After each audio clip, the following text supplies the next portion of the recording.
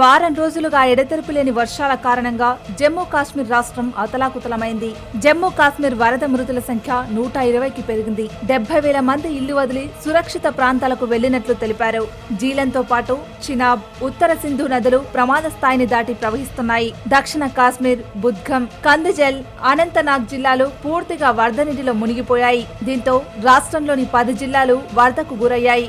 1959 తర్వాత జమ్మూలో ఇదే అతిపెద్ద వరదగా అధికారులు తెలిపారు. 1000 ఎకరాల్లో పంట నష్టపోయినట్లు వివరించారు. వరదలు, వర్షాల వల్ల యాపిల్ తోటలు తీవ్రంగా నష్టపోయాయి. కొండ చర్యలు విరిగిపడిన ఘటనలో 13 ఇళ్లు ధ్వంసమయ్యాయి. శిథిలాల నుంచి 13 మృతదేహాలను వెలికితీశారు.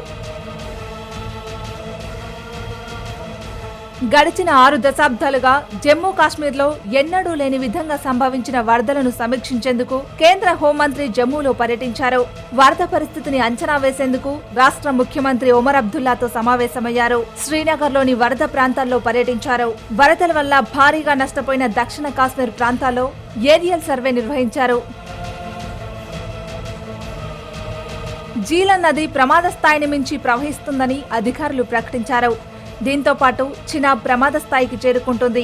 ఉత్తర సింధి, ఇతర వాగులు వంకలు పొంగి పొర్లుతున్నాయి. కాశ్మీర్ లోయలో వరదలు ముంచెత్తడంతో వందల గ్రామాలు నీట మునిగాయి. ఈ ప్రాంతంలో సహాయక చర్యల కోసం 8 సహాయ బృందాలను ప్రభుత్వం తరలించింది. ఎడతెరపిలేని వర్షాల వల్ల సహాయ చర్యలకు విఘాతం కలుగుతోంది. వరదల కారణంగా జమ్మూ, శ్రీనగర్, లేహ్ రహదారిని మూసివేసినట్లు అధికారులు ప్రకటించారు. జీలం వంతెనపై ప్రయాణించడం ప్రమాదకరమంటూ ప్రకటించారు.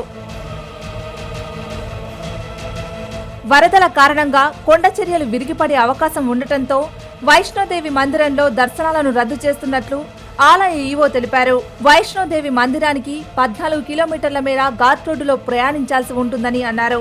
అయితే వైష్ణోదేవి మందిరం బేస్ క్యాంప్ కత్రా నగరంలో పెద్ద సంఖ్యలో భక్తులు చిక్కుకున్నారు.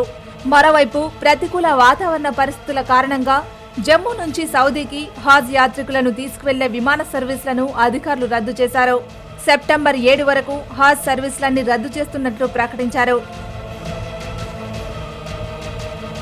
వాతావరణం మెరుగుపడే అవకాశం ఉందని వాతావరణ శాఖ ప్రకటించడంతో అధికారులు ఊపిరి పీల్చుకున్నారు.